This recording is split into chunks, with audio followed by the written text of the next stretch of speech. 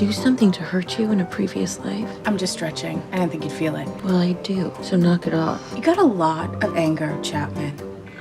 Morning. Dwight, I'm glad you're here. Oh, good gobsmackers. I did it again last night, didn't I? If you mean your impression of a sack of marbles being dumped in a dryer, then yes, you did it for 6 hours straight. Oh, this is so embarrassing. It's my greatest affliction. I've tried everything. Those sticky slips through your nose. Yes, but those don't work for me because the problem isn't my nose, it's my uvula. I have an abnormally large uvula.